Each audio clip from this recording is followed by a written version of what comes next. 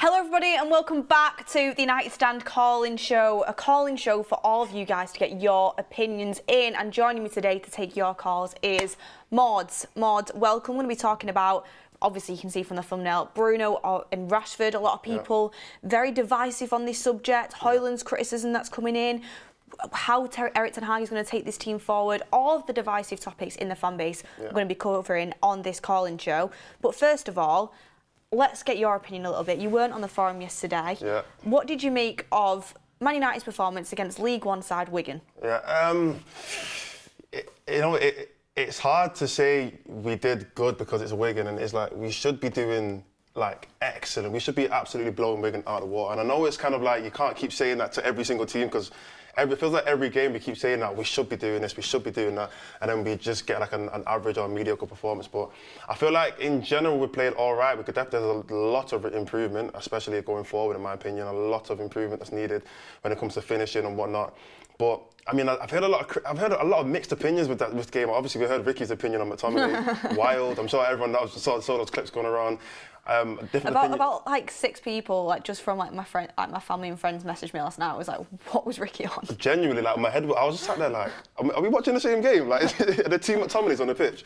But yeah, and even like people's opinions on Bruno and Rashford, I didn't think they had terrible games. But a lot of people are saying they were horrible. I'm thinking, maybe it's so many mixed opinions in the club right now. Yeah, well, we had this conversation, didn't we? When you came into the studio before, and I was saying, because I know you're a big Rashford fan, I was like, there's a lot of debates online. Some people are saying Rashford did well, you know, he got an assist, his stats, numbers were quite good. Some people, like I saw Mark last night, and a lot of people on the forum were saying, you know, Rashford really needs to step it up.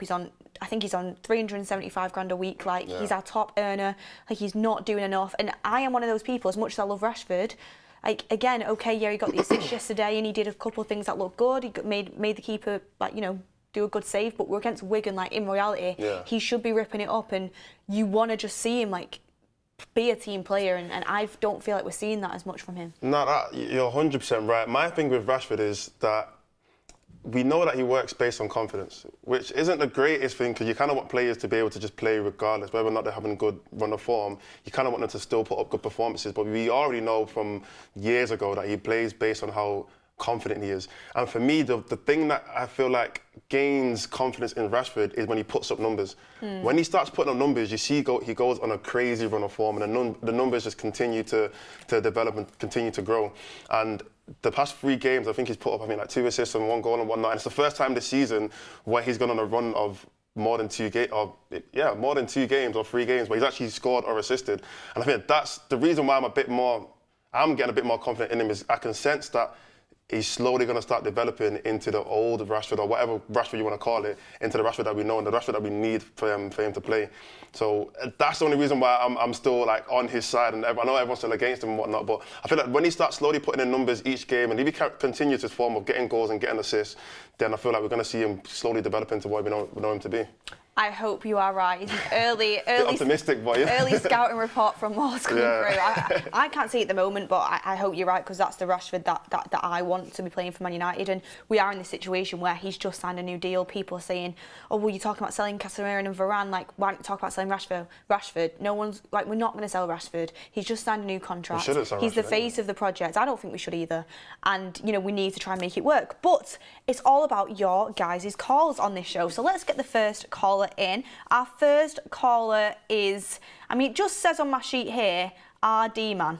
So I'm going to say RD Man, and then when he comes in, I'll ask him for his actual name. He is firmly Ten Hag out, so it'll be interesting to see what he has to say. Yep. Are you with us? Yep, hi Beth. Hi, what's the name, sorry?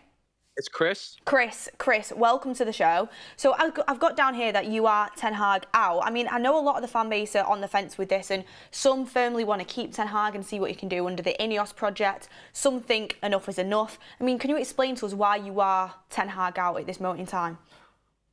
Well, I was on the show a few weeks ago, actually. I think Miles was there too, and I listed a whole range of the different football aspects that we are worse on now under Ten Hag than under Ollie. I mean, first of all, anybody listening, or yourselves, or anyone here who was Ollie out, or who even at the end thought it was right to sack Ollie at the time he was sacked, and that's a lot of fans. If they're not Erik ten Hag out now, they're either a hypocrite, or they had just had something against Ollie that they didn't like, or they've massively lowered their standards. Here's everything that we are worse at now under the Eric Ten Hag than under Ollie. Our average goals for, our average goals against, our average XG, our average big chances created, our away form, our away points is shockingly worse. Ollie set a record, a Man United record for away unbeaten record.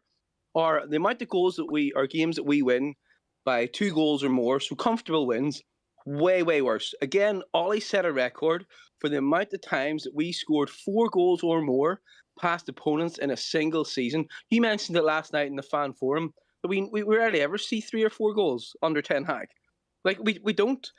Ollie set a record for it. The amount of games that we lose by 2 goals or more, so i.e. comfortable defeats, we're way worse at that as well. Our points from a losing position. So if we go behind under Eric Ten Hag, we are almost guaranteed to either lose that game, maybe draw it, but mostly likely lose it. Under Ollie, he set again a record for the amount of points gained in a single Premier season by any team ever from a losing position. That's 8 or 9, not just small aspects of football, but the main aspects, how many goals you score, how many chances you create, how many chances you concede, that we are way worse, not just worse, but way worse under Ten Hag. Before that Forest match, to just give you a statistic I saw recently, before that Forest match, I don't know if you saw this, they put a statistic up on, I think it was Sky Sports, that compared Eric Ten Hag's last 28 matches to Gary Neville's 28 matches at Valencia. Now, Gary Neville, I've been to see his live show. He looks at his time at Valencia as a bad joke. He was out of his depth. It was awful. He was woeful. Guess whose record was better out of the two of them? Gary Neville's. Gary Neville's record at Valencia was better than Ten Hag's previous 28 matches up until that Nottingham Forest game. That is dreadful. Chris. My concern is that anyone else will stick with him. Because we have seen now, as I've laid out, and if anybody can argue against on footballing terms, I'd be amazed, because the stats don't back you up. They don't exist. The stats that I've given you, the ones that exist, like, it's so much worse.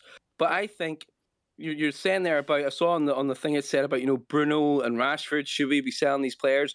No, they might not be at their absolute best at the minute, but they have been key players in the past. I don't think there's any way we should be selling players who at some point have been some of our best players until we've got a new manager coming in and see how they do under him, because I think that would be a really silly thing to do. Yes, ones like McTominay or Lindelof or other ones who've been in and out of it, fine.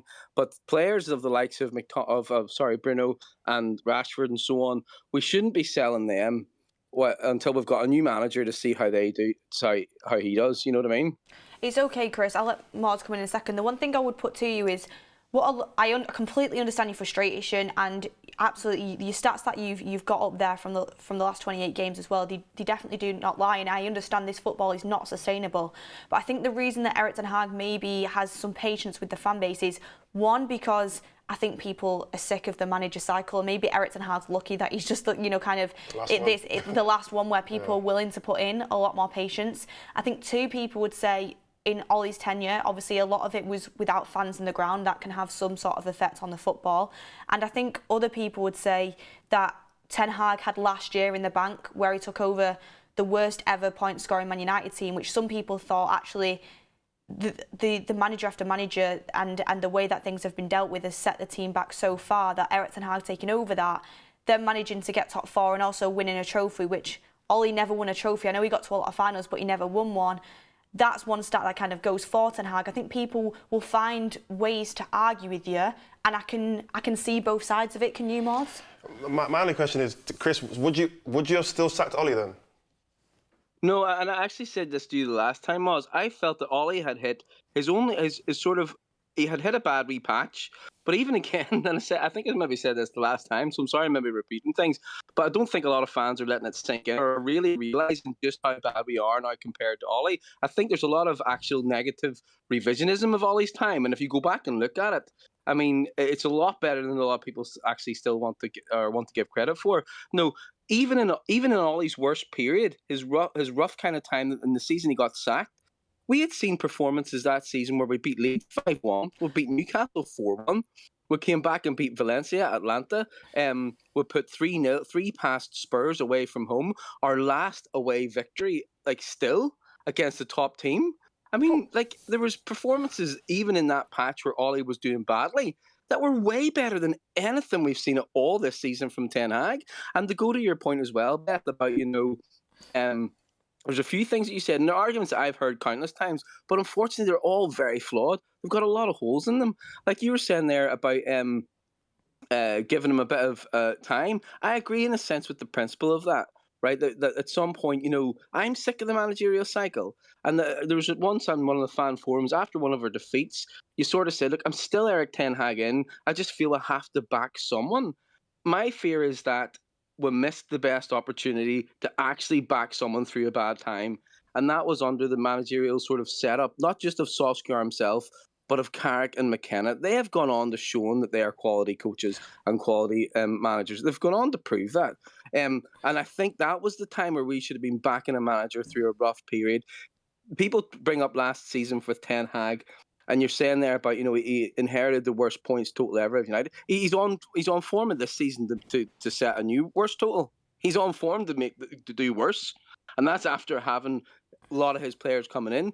A lot of people forget too, and this came out in an article again just recently, just how badly undermined Ollie was in transfers and in transfer windows. And Eric Ten Hag hasn't been. He has been very much backed by the vast majority of players that he wants.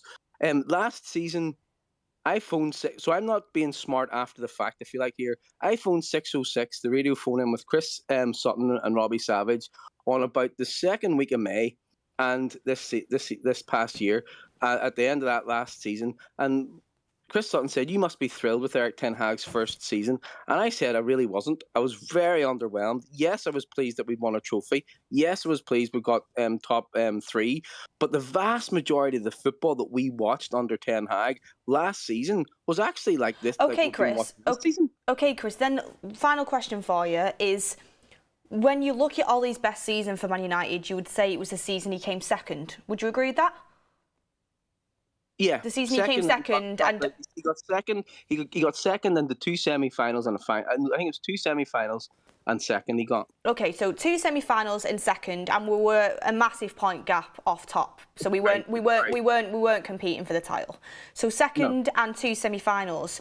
Yeah. So for Manchester United, would you prefer to come second, not competing for the top, and with 2 semi-finals, or would you prefer to get top 4, get to an FA Cup final, and then also win a Carabao Cup in a season, the way Ten Hag did in his first season? What's a more successful season? I would always love to have a trophy, but Wigan won a trophy and got relegated, right? So this idea that if you win a trophy in a season that's been brilliant is nonsense. It's just nonsense. Well, let's be honest though, last season was more successful than Ollie's best season at United. 100%. Far too simplistic. No, you're looking at it too simplistic. That season with Ollie, right? He got second, he got semi-final of the FA Cup, and he made a bad mistake. He did. He messed up his selection against Chelsea in the FA Cup semi-final. He got to the final, actually, that season of the Europa League, that's right. And again, I didn't think he made good substitutions, or he didn't make enough substitutions and changes in that match to win that game. So that was on him. He wasn't perfect. But I remember this so clearly, because I've watched it actually a few times since to make sure I'm right. He was interviewed on the pitch after that Europa League final. The guy said to him, what does this club need to go from finishing second and semi-finals and finals to back winning trophies and challenging for the title? All he said on that pitch, we need 4 or 5 top quality signings. The guy said where? All over the pitch. Guess who we started with on our first match of the following season? The total number of signings that we had over that window that he really needed, 4 or 5 in. We started the following season against Leeds with only 1 new signing on the bench, Jadon Sancho, and we unveiled another new signing. We didn't even start the season with the 3 or 4 he needed, and the board said that was us done. They weren't buying anymore. He needed 4 or 5 to kick us on, and they bought him 2. And it was only the Ronaldo thing happened a couple of weeks later because it was an anomaly.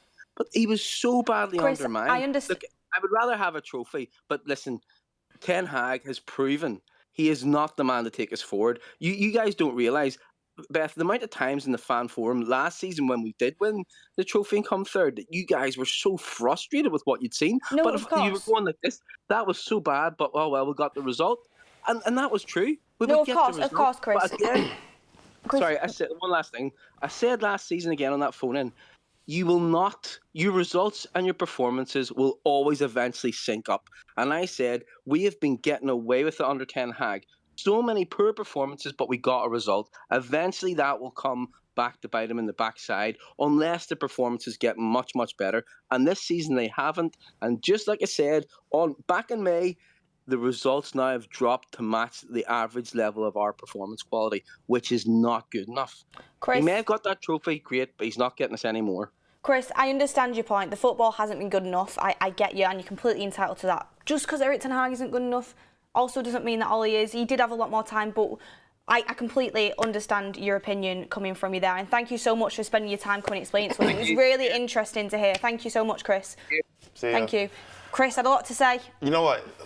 Like, factually, he's not incorrect. He's absolutely right with the fact that football is poor. Yeah, like it is. And even like the whole, the more goals scored against, more goals scored for, whatnot. But what I will say is, I mean, you got to put, sometimes stats are a bit misleading. You have to put it a bit into context. The league wasn't as good as it was today. We came second and we weren't competing. Yeah. That shows how good the league was at the top of the league anyway. And, look at this season, how many teams are competing now? I mean, how many teams are competing for top 4? How many teams are competing for top 6? It's a completely different league right now. And also, he spoke about like signings and whatnot. Has Ten Hag had all these signings? I mean, it's odd.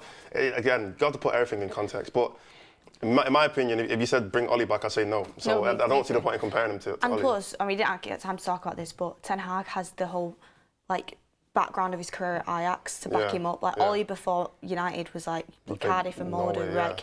And realistically, obviously McKenna and Carrick have gone on to do really well, and we'll see how they progress in the managerial careers. There were some good times under Ollie, but I don't think he was good enough to manage a top level club. But we had some good times, but also when you look at the 2 best seasons, like we said, I'd take last year over that one. So and even when we one of the problems that I don't like when it comes to higher it, obviously, the standard. When it comes to comparing Ten Hag to the other managers, is those other managers, they got sacked for a reason as well. It's not like they just left for no reason. They all got sacked because they weren't doing well at the time, and everybody wanted for them to be sacked at the time as well. It's not like everybody was like, no, why are we sacking Mourinho? Why are we sacking Ollie? Why are we sacking Van Gaal? Everybody at the time wanted these guys to be sacked because they weren't doing a good enough job. So to compare Ten Hag now to them and be like, oh, but they were doing better, you want them to be sacked as well. So if they were not good enough to be sacked at the time, then why are we bringing them back and trying to make it seem like they were better than Ten Hag? No, they all did not terribly, but they all did, below standard or perform below standard. And Ten Hag is obviously right now performing below standard. But if we make the same mistake and, sack him again, the same way I'll be sacked to everybody else, it's going to be a whole nother cycle of bringing the next person, and then we're going to be doing this for about 10 more managers. What's the point? Let's actually just try and do something different this time. My opinion anyway, do something different, play the long game. And if it doesn't work out, fair enough, but we've done this 5 times now and it's not worked out. Exactly, and doing the same thing over and over again, Einstein say, stupidity. And also, you can't go back in time. Let's look forward, not look backwards. Got some super chats and then we'll move on to the next caller. Ishan, welcome to the Members Club, Scottish FM, a member for 1 month. Why is everyone swinging their axe at McTom but not Rash? McTom's won us more points this season than anyone. Without his goals, he would be next to Chelsea. Akash Paul, Sir Jim said in his statement, this will take time. The order is designed to look at the club structure outside Erik ten Hag. He's safe until the summer at least. I agree with that. SK says teams were trash over Ollie's period, to be honest. Erik ten Hag's period, most teams are moved past just building phase. Most players are from other managers, most major problems. United Nate TV said, hold on. He said, Ollie was great, Ten Hag is awful, thinks players need time, but these are the players that got Ollie the sack. Make it make sense. Red since 1975 said, Ollie was terrible. You cannot forget the results against Tottenham, Liverpool, Watford, and a shocking performance in the Europa League. It was passion management rather than tactical. Thank you, everyone, for getting your opinions in the chat. I mean, it's good to kick it off with a divisive one, and it sure was that. But, Mod, do you want to bring in the next caller you got there? Sure. The next one is for Patrick Mark. He wants to talk about his playstyle. Assuming he says his playstyle, I'm talking about Ten Hag. I know, yeah, but then he said sell him, mark. I'm not sure what players he's referring to, but yeah, he wants to talk about someone's playstyle. Patrick, are you there? I'm here. Hello, guys. How are you doing? Hi. I'm fine. How are you doing? Yeah, not too bad, not too bad. So you said his playstyle. Which player are you referring to? First of all, I'm going to protect Rashford like Ricky doing always with McTominay. So I like this caller. I think we are using him badly. I mean, in the wrong way. Rashford is like Son without work ethic and elite finishing. We should use him running behind the defense with limited touches and make him play like Son. And we are for example, when Rashford was the best, we haven't got any focal point of proper number 9. His best season was when we had Greenwood, Martial up front, and he's on the left. And then last year we had Weghorst, who's playing like a false 9, a bit of 10, with Bruno running behind and also Rashford running behind, and he has a better season than this season. So we are using Rashford wrongly, in my opinion. Interesting. So, I mean, what is the difference, the main difference, you say, between this season and last season? Obviously, Rashford had when it comes to goals and assists, he had a pretty decent season last season. What would you say would have been the main difference from, because since the beginning of the season, Rashford hasn't been great. So what do you think was the main thing that changed that really impacted his game? I think even last season, in the last couple of weeks, matches, he was awful. But I think last season, he was the focal point. Everything was created to him. He was the last man arriving to the last balls, the crosses, everything was around him. And this season, we have managed to sign finally a striker, Højlund. And the profile of Højlund is almost the same as Rashford. Last season, I watched Atalanta a lot of times, and he's also running behind the defense. Atalanta had 2 strikers, and the creativity came from the wing backs. So with Højlund up front and Rashford in the left, they're basically running to the same channels, or Rashford is not running at the moment because he's playing like, I don't know, like a League One winger. So I'm going to be honest, Patrick, I don't think you can just put down Rashford's complete drop-off to the fact we signed a striker. I really don't. I don't think just because we signed a striker that makes Rashford go from, you know, top goal scorer for United to literally, like, honestly playing really poorly week in, week out. Like, it's too much of a drop-off to just blame it on him not being the focal point. And also, I wanted to ask you, would you rather have Rashford as the focal point then, or would you rather have a number 9 if your theory that you can only really have one works? And this is the big question. This has to be decided by the coach, but I don't like Ten Hag.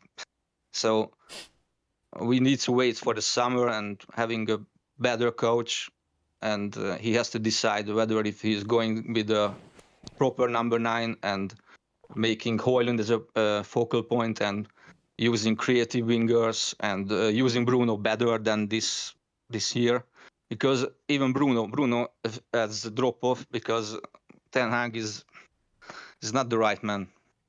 I do kind of understand your point about having a number 9 with creative wingers and then also having, you know, that kind of creative number 9 with more of inside forwards, because when Mane and Salah were at the best, you had, you know, the Firmino type that kind of... Yeah.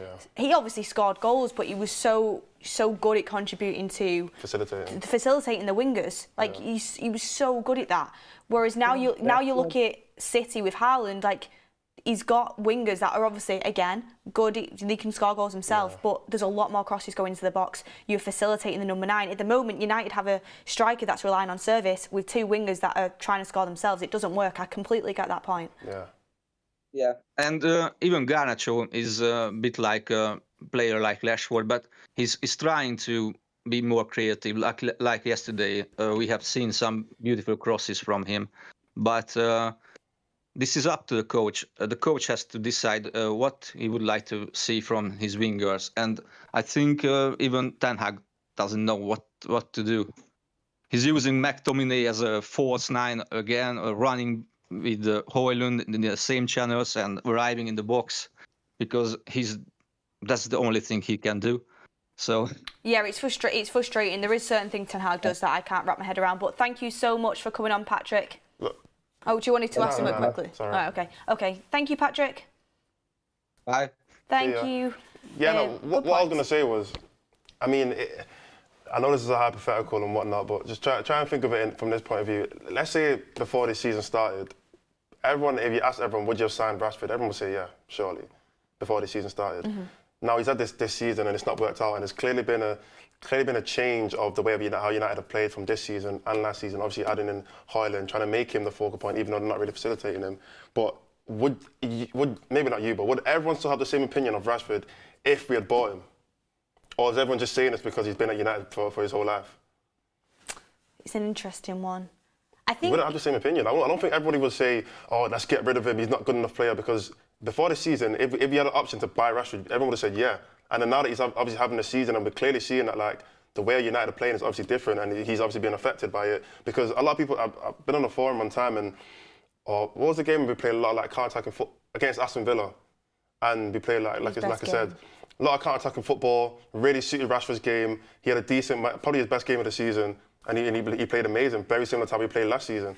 A lot of people have been saying we need to actually try and play to Rashford's strengths to get him back to what we know him to be.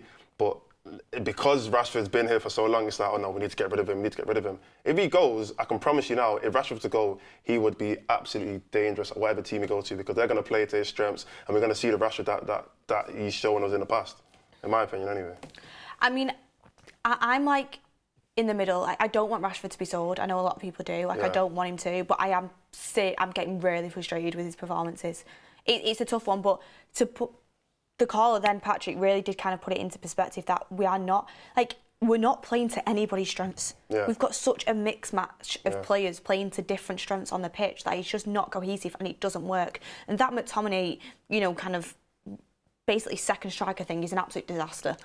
He shouldn't be in a team. Never mind being a second striker. He shouldn't be in the team. He shouldn't be playing on the pitch. If you want to play with inside forwards, play with a facilitating number 9. If you want to play with Højlund, play with wingers that are going to get crossed into the box. It's weird how, I don't know what Ten Hag's trying to do, honestly. But it's like he wanted to play with 2 10s, that's why he brought Mount in. So it's weird. I don't get how he's going to make it work. Play with 2 10s, but the other 10's not McTominay.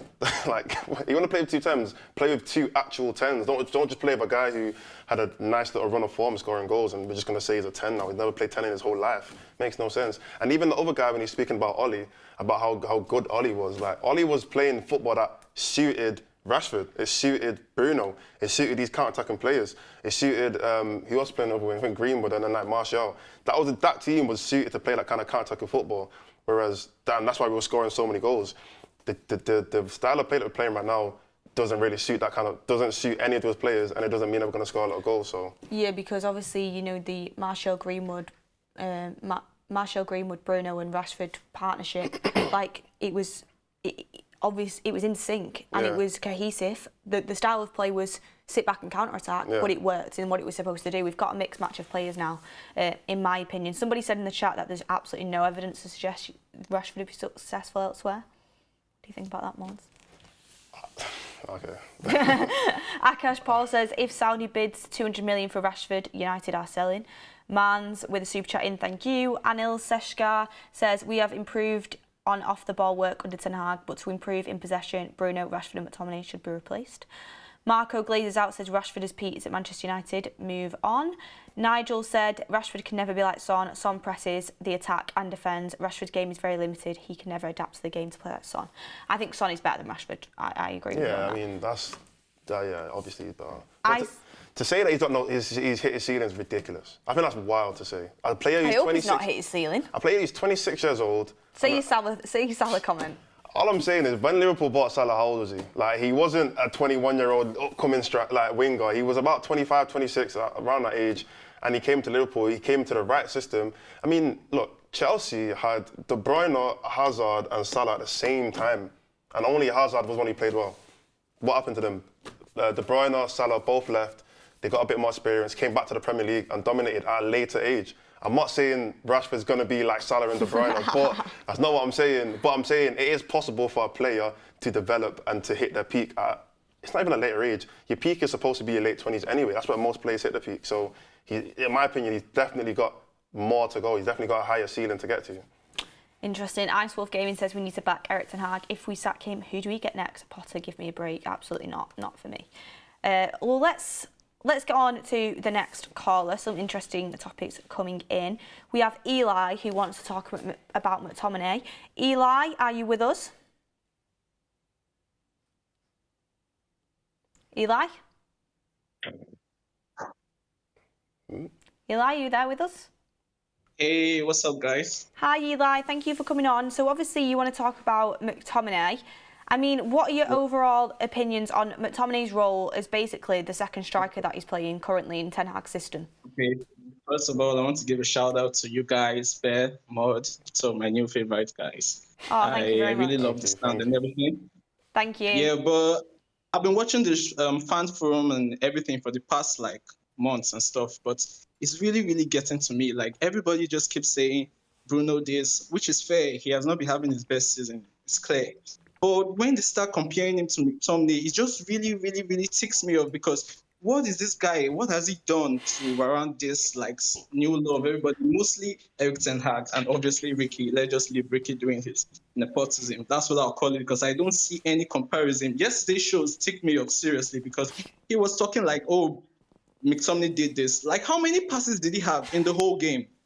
And he's playing with a 19-year-old by his side, and that guy was like covering him all through. And Ricky just chose the parts he wants to do and left the others. And he doesn't want to do that from Bruno. If it's Bruno, we call him out on every single thing. But McTominay is just like wearing like different clothes, and he just sees him and sees God or something. And what pisses me off personally is that he does I think it's the same for Eric Ten Hag. Like, I've been such a big fan of him, and I've been trying to stick with him. But honestly, at this point, the only reason I'm not Eric Ten Hag out is because I want Nagelsmann, and I don't see any way United is going to do that. So there's no point taking him off because they're just going to bring like Potter or any other person. But like McTominay, are you guys for real? You guys saw Ronaldo and you were like, he was scoring 20 goals, and they were like, you can't just be offering us goals. We need more. We need more. And like McTominay just scored 5 goals in like Maud said, in the first time in his whole career, and everybody's just like, he's winning us this season and everything. Like, put somebody else there, and I bet you will win more games than he has ever done. And it's just really ridiculous. And I really want you guys to like stand up for Bruno more, mostly when Ricky goes on. And Faz usually he doesn't like McTominay, but because he has the agenda against Bruno, he just kind of locks up and everything. But it's really, really ticking me off because even Bruno on his worst game is still 10 times better than McTominay. Because I bet anybody, if Bruno was in that Liverpool game, we definitely would have got the goal. Because the defense was tight. Everybody defended well. That was obvious. But going forward, we were useless because of McTominay. Like, every time the ball reached him, he just did something stupid. And everybody keeps expecting him to score goal. Like, this is not this thing. If we're going to look for miracle goals, why didn't we just stick to Ronaldo or somebody else? So I don't get it at all. It's really pissing me off. Eli, and I really want more people. Yeah. Eli, first of all, I defend Bruno for my life on that fans forum. It's tiring, to be honest, to keep doing it. Maybe I should have upped my levels again yesterday, but I was, Ricky like threw me off that much with his take that my head was on another planet, to be honest. Even the match before this last one, I think, wasn't Nottingham Forest where we lost and everything, when he was just like McTominay this, McTominay that, like, bro, what are you watching? Are you seeing this guy? This guy, he's just hiding. You can't see McTominay. The last match now, you only saw McTominay when he had that shot on goal. That's literally all he's there for. And it really pisses me off, like, Ten Hag will go, oh yes, the youth, so. I bet you there's this Aaron Son guy, this other young guy we have in Ali who wants to leave now and everything. Like, it's not encouraging at all, being a young player, having hopes to play for Man United. And you see people like McTominay just giving, yes, he has the passion and shit, but he has no technical ability. It's so clear. But he just keeps, I don't know if it's the height or whatever, but it's just really weird. It's really, really weird. I'm starting to believe like there's this kind of, Mark says it all the time, this British players or whatever, but it's making sense now because I don't get how anybody would be in that starting lineup. If it's up to me, I'll give anybody a chance because I bet you anybody will do a job that McTominay is doing and probably even do it more. Because it's crazy, yeah. No, you're right. I'm not gonna lie. That is an amazing. I love that. I love that. That is literally. We need to get him on the forum to back us up, Mars. That's everything you're saying is everything that I'd say anyway. Like, he 100% spot on. You can't argue with him though. He's the one at fault for this shit. He's the one at fault for this shit because he gave us hope. I love Eric Ten Hag. Mostly after last season, he made me believe again. That is the only reason I'm still on his side because every week he gives us hope and then he puts McTominay and either we lose the game or we play a really shitty game. By the way, yesterday was so shitty. I couldn't even finish the match. After the second goal, I just knew that was all they were going to do. And I was waiting for the surprise, but it ended up 2-0. And yes, I might sound a bit biased, but I still think it's because McTominay is on the pitch, because he just does every other person. There were like two chances. Rasmus was right there. But McTominay is trying to show like, yeah, this is what I'm here for. Let your striker score. Rasmus is obviously very, very low on confidence now, because those shots he had on target, he just wants to shoot because he doesn't know when next he might shoot. Even that cross from Garnacho, nobody expected it, even him, because normally nobody passes to him. So if they can do what they did yesterday in the next game, I bet you Rasmus' confidence will go up. But I don't think McTominay being there is going to help, because he's just trying to go probably steal his goal or something like that. And I really believe that. 100%. It's crazy. I think we might need an Eli and Ricky just We need an Eli Ricky debate. head to head. Do you know what, Ricky? He's gonna want to. He's been on the call-in show once before. I'm gonna have to get him back on again. I know he'd love to do it. He'll probably be watching it. He loves the call-in shows. They're his favourite shows. Yeah. He's gonna message me to send you. Like, he'll have like a list of like 50 different clips and paragraphs that he'll want to send across to you. I'm going to have to get you on the phone to him, because on the show as well, because it would be brilliant. But Eli, thank you so much. It was an unbelievable call. Thank you so much for coming on. Hopefully we'll see you again. Thank you. You guys keep doing what you do. I love it. I love you guys so much. Like I said, you guys are my new favorites. Please keep standing up for Bruno, because I bet you once we just get a better centre midfielder, you will see Bruno back to his best. Because now he keeps trying to cover up for McTominay. I know everybody ignores it because he's captain now. Obviously, last season the pressure wasn't like this, but immediately he became captain, the spotlight was on him so much. So everybody's reading so much into it. But everybody just forgets that he keeps coming back to cover for McTominay, because McTominay is a striker in his own head, and he's never helping with the defensive work. The last game, immediately they took Maino off. They scored 2 goals. I don't know if Erik ten Hag thinks it's a coincidence. And I'm so pained now. I'm Erik ten Hag out, because I'm very sure the next match is still going to play him. And we might probably lose that match. I have no hope. I just watching because I'm supporting United. There's nothing else. I don't want to watch any other match. But still, it just hurts. It's really painful. Eli, I think a lot of people can relate to you. Thank you so much. I'll keep backing Bruno on the forums. Don't you worry. See you in a bit. Bye. Thank you so much. Yes. Yeah, no, that was perfect. That was genuinely. I don't even want to repeat anything you said, because I would have said everything that you said. McTominay is the problem. Genuinely the problem in offense and in defense. And the fact that McTominay is even being considered an option in the offense is genuinely, it's annoying. Like, why is McTominay even a name when it comes to scoring goals for United? It's crazy. Do you want to know something? Back in the day, I think the first ever little clip I was on the United stand was like 3 years ago. Yeah. And Mark, when he was looking for people to come on, he asked me to send a video of me talking about the recent game. And I've watched back that video. It's so cringe to watch back. But this is probably why he wanted me to come on, to be honest. But I remember saying, McTominay is so frustrating to watch, in attack and in defence. And I was thinking, I'm saying the same things 3 years later. 3 years later. The fact that Mainu has come in, Mainu's like 8 years younger than McTominay. He's not. They're not. They shouldn't even be in the same. Imagine Mainu when he's 26. Oh, it's going to be unbelievable. And we want to keep McTominay. We think McTominay and Mainu should play next to each other. That's a disrespect to Mainu to put him next to McTominay. The fact that he's so much better than him, and he's not even. He's played 7 games in his whole United career, and he's levels ahead of him in every position in the midfield. But Eli goes into the Hall of Fame of the callers. Honestly, I wish Ricky knew how to use Discord and phone up, because he would do it right now. I need to teach him how to use it. Yeah, get someone to teach him. I need to teach him how to do the Discord. He'd probably be wanting to ring up any second, honestly. I wish he could, but I will try and get an Eli, Ricky, 100%. Colin sorted. Test subject, member for 23 months, just says Eli. Marcus S. Sell Rashford, Anthony, Martial, McTominay and Bruno, as he does not look after the ball. Give Palestri and Ahmed a go. Do not sell my captain, Marcus. Zayn Mohammed, Eric 10 Dumbledore this season. That's a bit harsh. Akash, thank you for your super chat. Read that one out before. Right, we'll quickly go on to the next caller. Who is it? We have DZ in mods. Yeah, DZ wants to talk about Rashford, Højlund, Bruno and Garnacho. Pretty much our attack, our forward line. DZ, you there? Yeah, what's up, man? How you doing, guys? Hi, DZ. Great, man, doing great. What's up? What do you want to ask me? Am I talking about Rashford? One thing I want to bring up is we just did a poll on the chat, and it was sell, keep or loan Rashford. 73% said sell. 21% said keep, 5% said loan, and it was just under 1,500 votes.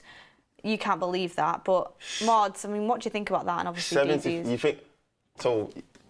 If you're telling me you want to sell Rashford, yeah. Now, obviously, I get the wages thing. We might want to clear up some wages, whatever in it, but give away Rashford's wages, we're just going to give it to somebody else. Let's be honest. So the whole money thing, cool. We're not going to get that much. We're not going to get 150 million for Rashford. He's not worth that much.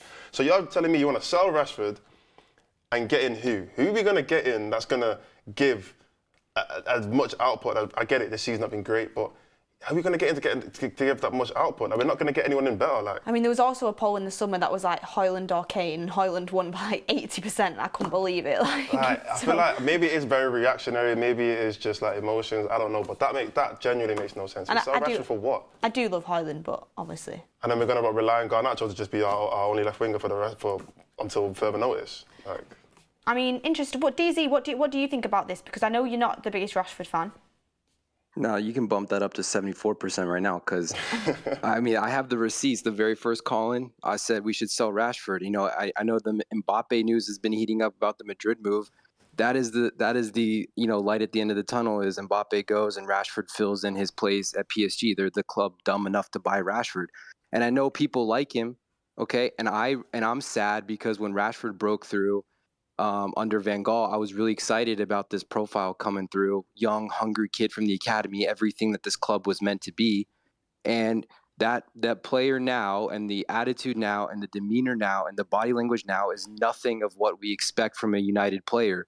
So in my opinion, you know, we should protect the youth and protect the homegrown players and encourage them to break through the team. But if they're not good enough and they're not performing, you know, why are they any better than any other player in the world? I don't know how much they're paying him. So correct me if I'm wrong. It's $350K per week, right? Roughly, yeah. He can only play one position. He's come out and said he doesn't like playing right wing. Well, Garnacho's playing both left and right wing. He comes out and says he didn't want to play striker. Okay, we can see he's not a number 9. So he's only capable of playing one position and being paid that much money in a season where he's not producing. My issue with Rashford is it's up and down, up and down, up and down. And it's tiresome because the club for the past 10 years has been inconsistent, and we have players who are inconsistent, just feeding off of each other. Rashford, to me, should never have been this superstar, highest wage, number 10 player. He should have been a guy coming off like Danny Welbeck, like come off the bench, contribute, squad player. I'm not saying I think he's better than Welbeck, okay? I'm just saying like Welbeck wasn't starting every game. And he was still important part of the team. Bro, I'm telling you, everyone's allowed to have a different opinion. I just think Rashford is washed, and I don't think he's good, and I think we should sell him. It's over for me. Look, I think I find it like more and more difficult to buy Mods is literally just I'm shielding the Rashford defence on his own. I'm trying to I know everyone's just going to kill me in the chat, whatever, innit, but...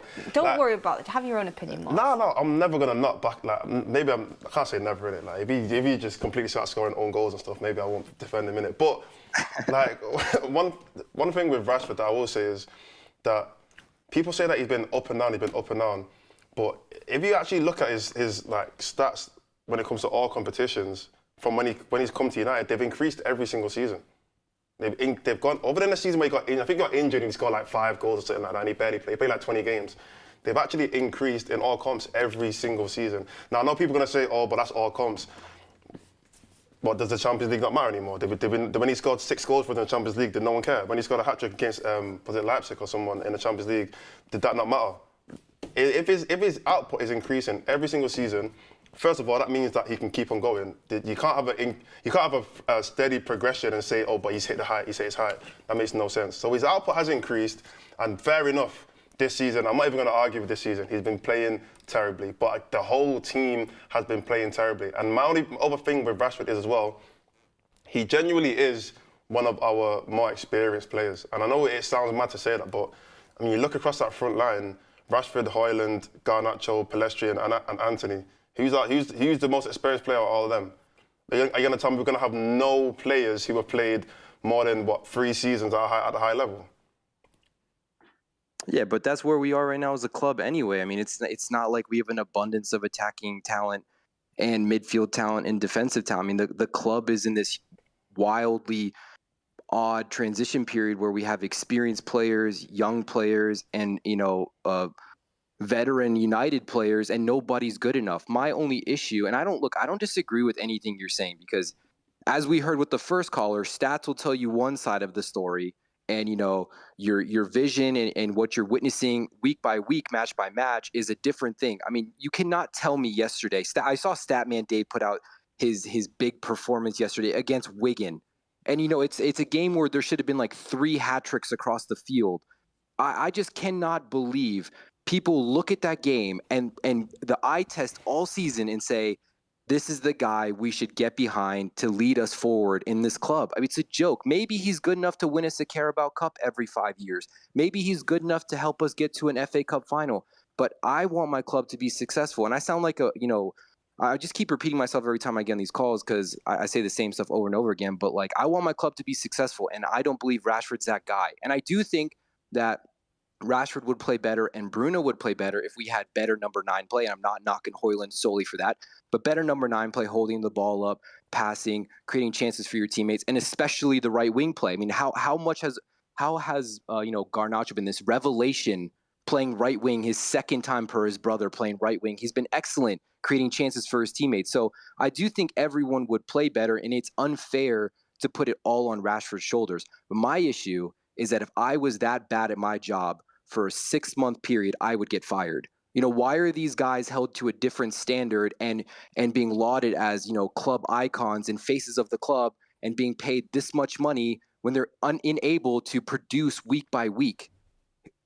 Pull his stats against any other player. I'm sorry, go ahead. I do think, DZ, like, you're onto something in the sense of the fact that Rashford gets held to different standards because he is, he's meant to be our main guy, he's meant to be our star player, he's on 375 grand a week, we give him a big contract, you expect him to produce. And if, basically, as I've said, I like Rashford, I think he can play at Manchester United, but if Marcus Rashford is your star player that you're relying on to play at the top level, United won't be at the top level.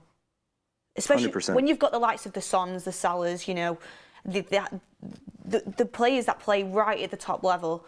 Rashford's nowhere near that, and that's why, because we see Rashford as our best. Like, Rashford's our main guy. Rashford's our top player. He's our top earner, but he's not at the top level himself. He can be a good player in a good team. He can play for Man United, but he can't be the star player in the team. No, I actually agree. I agree with that. I agree with what you're saying. I've never advocated for Rashford to be our number 1 guy. I just think to say that he should be sold makes no sense. We're not going to get better. We're not going to go out and buy another player who's around that age, who's done what he's done in the Premier League with that much experience playing at the highest level. We're not going to find that. And like I said, if we did go out and get Harry Kane, no one would complain, because he wouldn't be our Rashford wouldn't be the main player. But I think that's where he has to be. I think that's where Man United are going wrong, though, because I generally think the Man United inside the club, the board, everyone around Man United, I think they all believe. I think Erik ten Hag, part of him coming into Man United was he said he was going to get the best out of Rashford. I think there's so much we're behind in that club. They think Rashford is it. Like, they think he is our, pinnacle. And realistically, he can be part of the team, of course he can, but you need to be aiming for higher, like DZ said. But to move on the conversation a little bit, DZ, I know you've been quite critical of Højlund. He got quite a lot of criticism yesterday, which I think was a bit unwarranted. Like, okay, yeah, he missed a couple of chances, but he didn't cost us the game, anything like that. He's working really hard, but obviously to be a Man United striker, you've got to provide so much more. I mean, how far away do you think he is from being that? I honestly think the 3 chances he missed yesterday, perfect hat trick, right? Left foot header, right foot tap in. I mean, I think though one of those would have come through if he had more confidence. And I'm a firm believer in holding people accountable. And my issue with Højlund is that, I feel like as the number 9, he's not doing enough for his teammates in holding up the ball and distributing the ball more frequently to help create chances for other people, or more opportunities to create chances for other people. I don't think it's solely his fault. And yesterday, my only criticism is, he has an opportunity to score arguably 2.5 tap-ins. A header is point blank. He should really score that. If that's not against Wigan and it's against Spurs next week and we lose points, Ten Hag's under fire. Okay, we're killing the entire team again. So it's just it's the fine margins of, put the ball in your job is to put the ball in the net, number 1, and then your second job is to press, third job, right, hold the ball up, all of this stuff, however you want to order it. So he just needs to improve, and I think there is a grace period, and I think the club is letting both the manager and Højlund down by not giving him, a relief another person who can come in and play number 9, give him time to develop. Because I remember Martial's first season, okay? And yes, he scored 3 goals. I think it was 3 goals in 2 games or whatever, 3 goals in 4 games. But his passing was horrible. His movement wasn't very good. You know, there was a lot of development needed for him. So I see that with Højlund, and I'm not trying to be overly critical, but the argument has always been he's not getting service. Okay, well, yesterday he got service. So are we keeping the same energy, or are we just changing the narrative week by week to protect our favorite players? I want my club to be successful. That's it.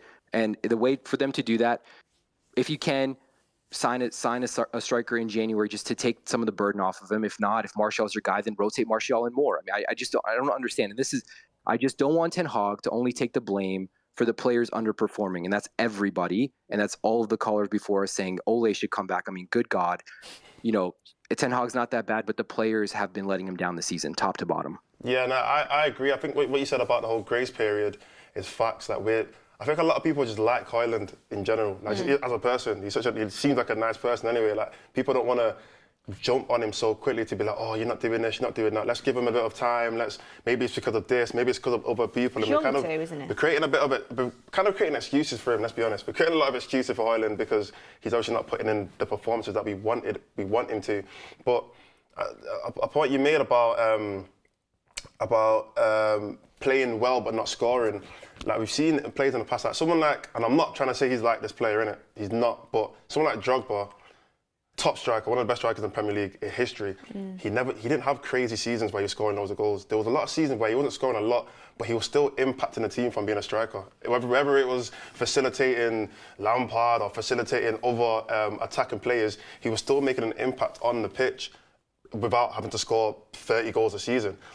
If Højlund eventually, not now, obviously, like I said, I'm not trying to compare to Drogba, but if he gets to the point where, if he starts putting in performances where he might not score, but he's still having a big impact on the team, where he might drop in deep and he might end up facilitating a Garnacho goal, or he might facilitate Bruno, or he might work with Rashford a little bit, or whoever else is playing, then I think people will be a bit more understanding, and people won't be so quick to say, oh, what's going on with Højlund? But it's the fact that if he's not getting if he's not being facilitated by like our wingers or midfielders, he kind of just disappears. He's a bit silent on the pitch. We don't even know he's there. I think he's getting a lot of grace. One, because he's 20. Like, if he'd come up through the academy, like you know, I think Joe Hugo's literally the same age as him. Like, if he'd come up through the academy, no one would be, you know, going in so much. But no one would have this high of an expectation. People aren't really going on Højlund. There's been some criticism, but people wouldn't have this much of an expectation. But the reality is, we did pay 72 million for him. Therefore, the expectation does come. But I think a lot of people can see he's doing the right things. You know, he's working incredibly hard. He's always got a smile on his face. He's really putting the effort in, but that only takes you so far. He does need to start delivering. Yeah. I think he has delivered in a few games, but it just needs to be on a consistent basis. But at 20 years old, he has a lot to learn and a lot to develop, and this is a rebuilding phase which could work in his favour. Yeah. He can be part of that rebuild. But DZ, thank you so much as always. Quickly, one name of who you would sign in January, like realistically. Oh my God, Todibo. It's never going to happen, but that's the only name I can think of right now. Okay, fair enough. So you'd sign a centre-back over a striker then, yeah?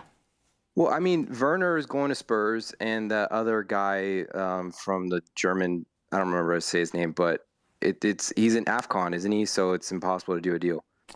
We don't have money either, so... I understand you, DZ. Thank you so much for coming on. Yeah, appreciate take care, guys. Thank you.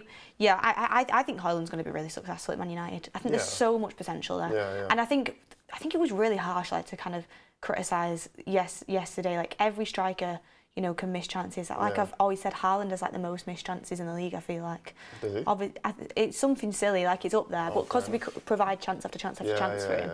Like, it's obviously Haaland's way above Højlund right now, but I think patience is a virtue sometimes, but we'll see how he progresses throughout the season. I do think he needs someone to learn off. Yeah, I mean, like I said, it's unfortunate he's coming into this team how it is now.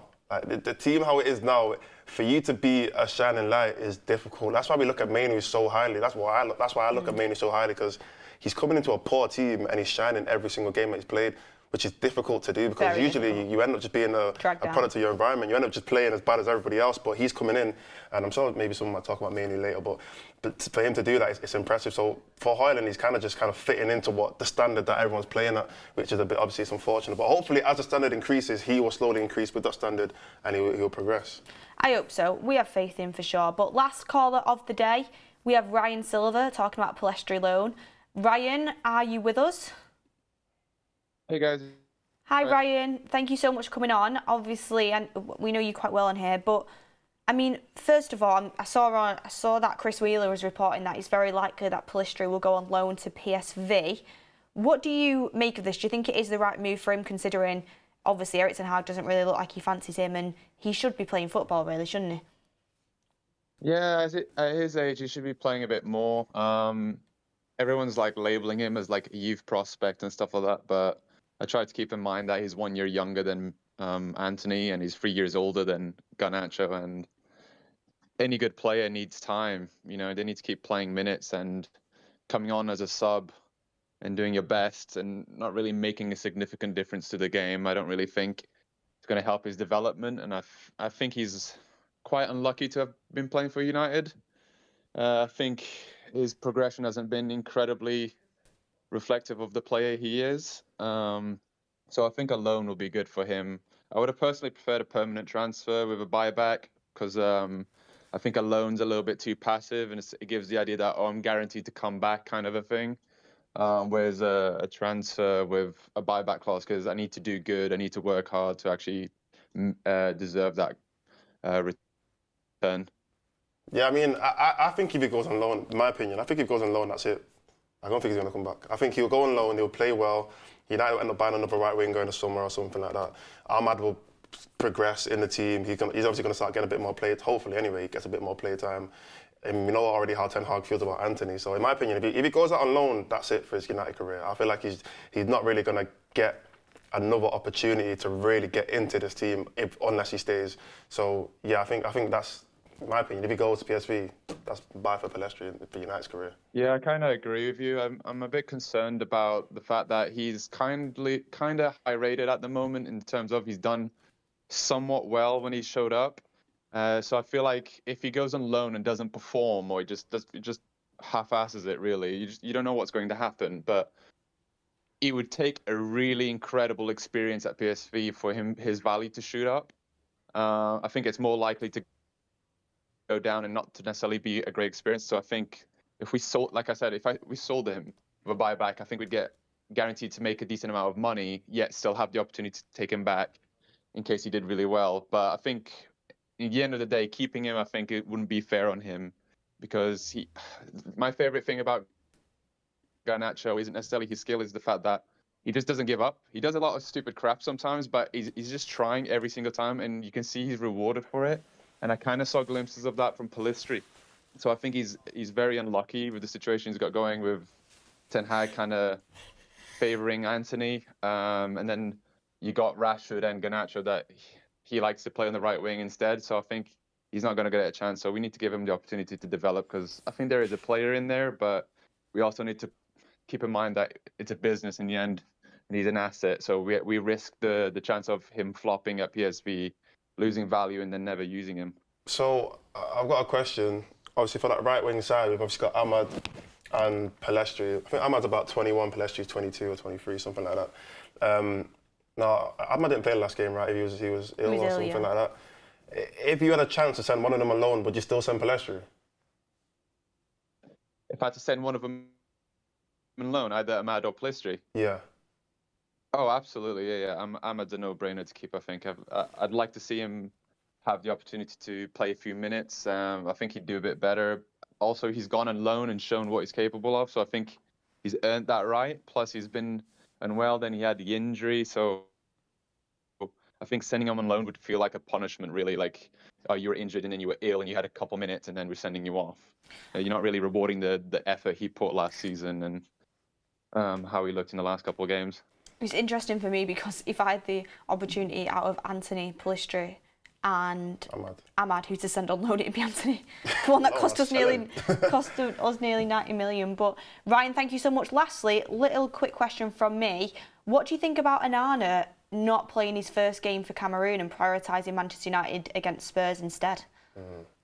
I do feel for Bayern, but listen, if I'm not going to criticize a player for wanting to play for Manchester United, because I don't get this whole rage about a player refusing to go on international just too soon because he's prioritizing his football club, when we've spent years saying, oh, this player shouldn't go on international because he could get injured and it's a critical time of the season. Like, realistically, yeah, people are just saying that because he's had some poor games. He's not been what expected, but I'm personally happy that we have a goalkeeper who wants to play every single game for United and is willing to sacrifice what it takes to play for the club. But Erik ten Hag kind of should have played Bayern for Wigan. I feel like that was a bit of a kick in the balls, really. But I'm not going to criticize a player for wanting to play for the club. Thank you, Ryan. Thank you very much. Thanks. No worries. Thank you. I mean, much quickly, what do you think about that? I like how committed he is. But, like, is Bayern really that poor that he can't play? That's what I don't understand, because for me, the reason why I think Onana's playing is, I think Ten Hag said to him, because we've seen Ten Hag do this in the past. He tries to play players out of bad form. Yeah. He's done it with Rashford. He's done it with Anthony. He's tried when players are playing bad. Ten Hag's solution is, I'll just keep playing you every game and hope that you get good. And I think that's what he's trying to do with Onana. I think he's giving Onana the choice to say, look, I want you to play as many games as you can. Because realistically, as a goalkeeper, you can only prove that you've improved if you play. You can't prove that you've got better if you're not playing any games. So he just basically said to Onana, look, I want you to play as many games as you can, play this Wigan game, play the Spurs game, and hopefully when you come back, you'll be a bit better. Your form would have improved, and I think that's the reason why Onana's playing. And Bayern, in my opinion, he's being punished for this. He's being punished because Onana's not playing well. If Onana was playing well, he would have just went to Cameroon. Do you think? Yeah, 100%. I think if Onana was playing well, Ten Hag wouldn't mind to send him off and let Bayern play a couple of games. But I think because he's not playing well, Ten Hag's thinking, let me just give him as many games as I can, and let me just hope that his form improves over like a Wigan game or the Spurs game. I think if I'm buying there, I'd be fuming, because I'm thinking I'm being punished because he's not playing well and you're trying to play him out of his bad form. Yeah, it's frustrating. It's frustrating, but you know what? We'll just have to hope he has a good performance at the weekend. Yeah. I do want to see Bayern, but I thought Onana had a good game versus Wigan, but you'd expect that. You would expect that, Yeah. and let's hope he plays well. It's a weird one. It's an interesting one, but I can't fault him for committing to United. But I do think it is the manager's choice, like you said. Thank you, everybody, for the call-in show. It's been a good one today, hasn't it? Yeah, no, it's been decent. I think Eli is my man of the match. Eli is your man of the match. He's my MVP today, I can't lie. Eli, honestly, he just was. It was a Hall of Fame performance from him. 100%. Hall of Fame, but there was some really great calls in there, and ones I agreed with, ones I disagreed with, which is a sign of a good call-in show. But if you want to get involved in the next call-in show, the barcode is on screen right now. Scan it, get involved in the Discord. Not only would you be able to call into the call-in shows, but there's loads of chats on there as well. The community often has different conversations, different topics. I'm in it, Faz is in it, there's a few other members in it. I don't quite know how to work it, but I'm going to learn how to do it. And are you in it, Mods? I'm not, but I'm going to get into it, though. Yeah, you need to get yourself in it. I'm going to get in it. But thank you, everyone, for watching. Thank you for the comments. Thank you for all the super chats. I think there's a couple here just before I go. International says, why all this focus on Rash? United's never supposed to be a one-man team, and the wages is down to the clubs before negotiation. Erik ten Hag has to improve selection.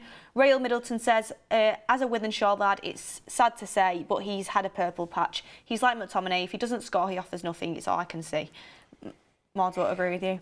Matt Thrower says, Rashford makes the wrong decision 99% of the time. He can pause almost every shot he had against Wigan and pick 2 to 4 better options than shooting. Zayn says, why are we so far away from Liverpool, City and Arsenal? So my question is, what do we have to do to challenge for the league? Have a nice day. Depay, Santiago Jimenez with a question mark. Definitely not Depay. I think that ship sailed. Stay humble and Hustle says, please sell Marcus and McTominay. Teams are buying and strengthening. United board members are doing watch-alongs. we're not bored. We're not bored. They think we're part of the club. I wish I had some sort of influence. I actually am, because I single-handedly got an honour in the club in the summer and Mount, apparently. So I am on the board. And I've met Jim Ratcliffe, so. You've met Jim Ratcliffe too. I would say, obviously, a lot of people, as they're always going to do, individualise players. We're not where we are this season because of one or two players. It's because the team as a whole has been poor. But thank you everyone for watching. Absolutely loved it. Make sure you stay tuned. I think the Sancho loan could potentially be agreed today, so I'm sure we could see a here we go for that. And Mark will be back at 8 p.m. with the show at 8 p.m. So thank you everyone for watching. Actually, I think it might be a bit early because of the Carabao Cup with Chelsea watch along, but he will be back later on. Anyway, it's 7 p.m. tonight's show, so stay tuned for that. But see you later everyone, and we will see you on the next one.